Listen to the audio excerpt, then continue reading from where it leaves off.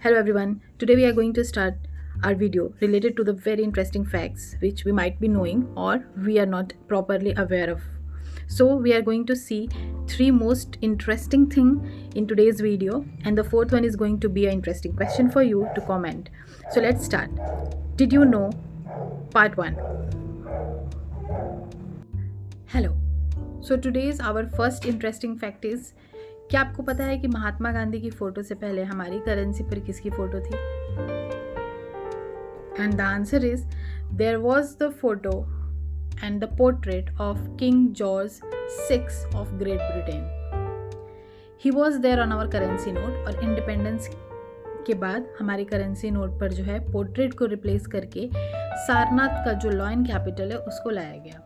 और ऑफिशियली अगर कहा जाए तो महात्मा गांधी की जो फ़ोटोज़ थी वो नोट्स में 1987 में वो फीचर्ड हो गई थी और हमारे बीच आने लगी थी. मैं आपको ये भी बताना चाहती हूँ कि ये जो करेंसी जिस पे महात्मा गांधी की फ़ोटो आई थी वो डिमोनेटाइजेशन हुआ था 1978 में, जिसने जनता पार्टी गवर्नमेंट ने किया था. उसके 9 साल बाद जो है ये करेंसी पे हमारी महात्मा गांधी की फ़ोटो जो है हमको देखने को मिलती है.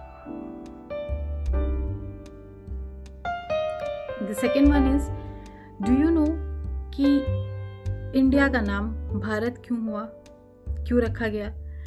तो मैं आपको बताना चाहती हूँ कि the Bharat name it is associated with the legendary emperor भारता, who is said to have conquered the entire Indian subcontinent, and the empire he established was called Bharatvarsh, which stretched from Himalayas to the sea.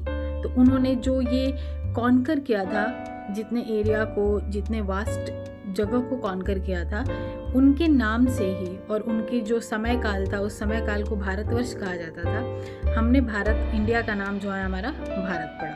तो this is why we called India, और we eventually we know India as Bharat from starting.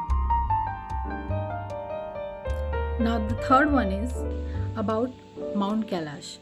आप सब लोग हैरान होते होंगे और आपने पढ़ा भी होगा कि अभी तक माउंट कैलाश को चढ़ने वाला कोई नहीं है. No one has ever made to climb Mount Everest. There are 2 reasons. एक मैं रिलीजियस शेयर करूँगी और एक रीज़न जो हमारा लॉजिस्टिकल रीज़न है.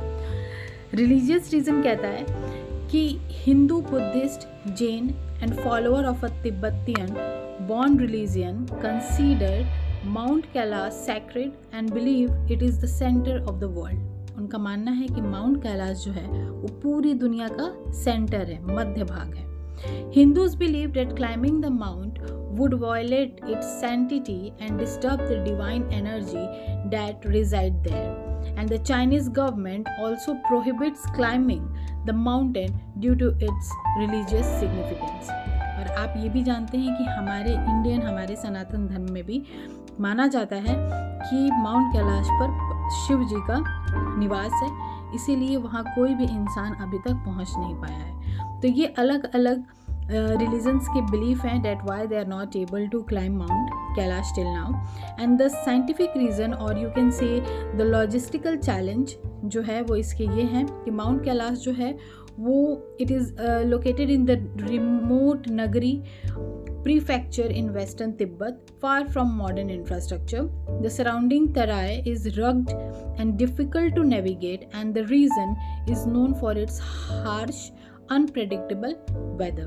Climbing conditions include sub-zero temperature, high winds, and the possibility of sudden death. So this is the scientific reason why people are not able to climb Mount Everest till now. So these are the 3 important things which I wanted to share with you, and the fourth question is for you all. You can answer that why this happens. And the fourth question for you all is, in a universe without oxygen, how does the sun keep burning? ये काफ़ी easy और interesting question है जिसका answer मैं चाहती हूँ कि आप लोग कमेंट करके बताएं कि सन बिना ऑक्सीजन के कैसे बर्न करता है, कैसे जलता है. So thank you for watching, and please comment the answer of this fourth question. Keep sharing, keep learning, and be dedicated. Thank you.